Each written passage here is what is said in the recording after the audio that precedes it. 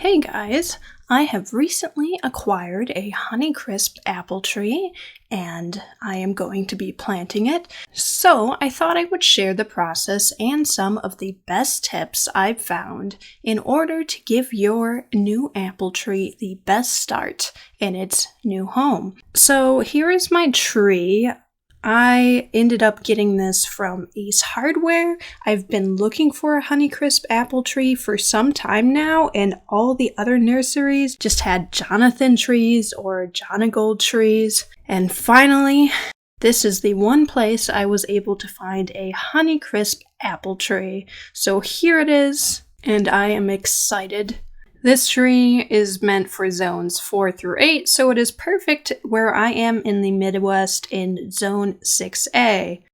Luckily for me, this tree can withstand full sun or part shade, which is probably what it's going to get, but the more sun is usually better. Now, the first thing you need to know about apple trees is that they are not self-pollinating unless you've bought some fancy 5-variety grafted tree or something. You will need at least 2 apple trees in order for your apple trees to be fruitful.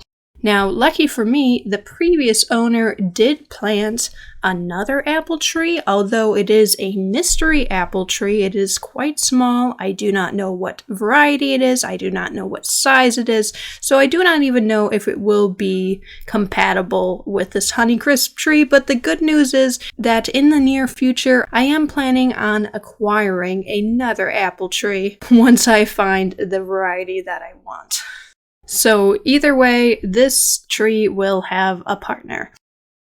Now to do this, you will need a shovel or some sort of digging device.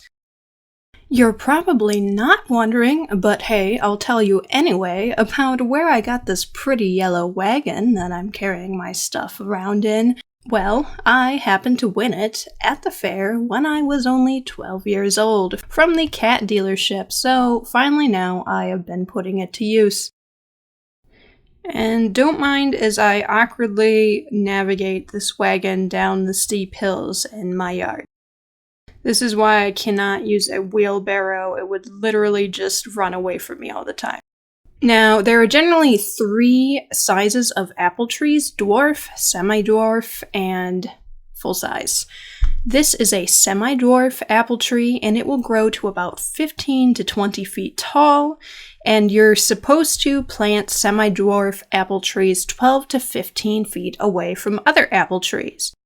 Now, since I basically live in an old forest, this tree is inevitably going to be a little bit closer than that to my other trees. But you know what they say, do as I say, not as I do. Somebody once told me to dig a $50 hole for a $5 tree.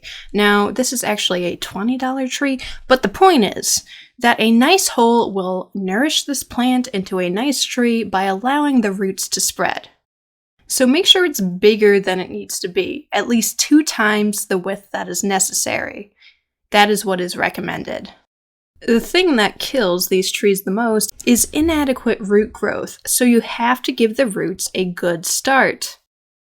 When you're digging your hole, it's best if you put your dirt in a wheelbarrow, container, or on cardboard so you don't make a mess, and it's easier to fill back in. Or you can fill 2 containers like I did and then be too lazy to get more, so you just inevitably put the dirt on the ground anyway.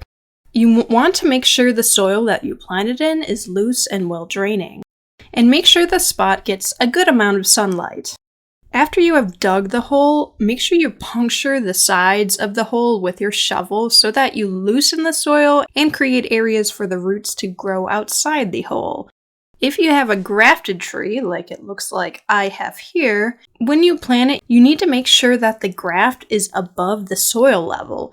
If you bury it over the graft, the upper portion will make roots, and you'll lose some of the traits of the rootstock. This is grafted to this rootstock for a reason. This gives the tree a benefit of a good rootstock. Meanwhile, the grafted portion gives the tree the quality that you wanted. So they grafted this sweet honeycrisp tree onto some semi-dwarf premium rootstock so it will have some quality roots. Now there's a lot more technical terms to grafting that I'm leaving out here. Feel free to do some research on that, but that's the gist of it.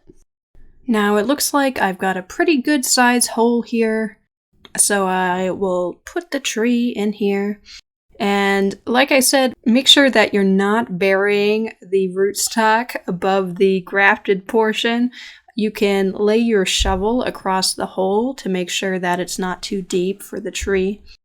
When you put your tree in the hole, spread the roots out in a radial fashion. My roots are kind of topsy-turvy here. There's just one really long root. The others are super short. But I think my hole is plenty big enough considering that the other roots are tiny.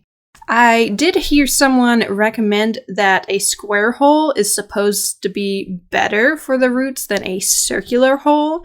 Mine is kind of in between. It's squarish. Check the rootstock number to see if the tree needs support. Now, for the life of me, I could not find mine on the tree package, so I just guessed by the fact that my tree is basically a tall stick right now that it does need support, so I am providing support for it.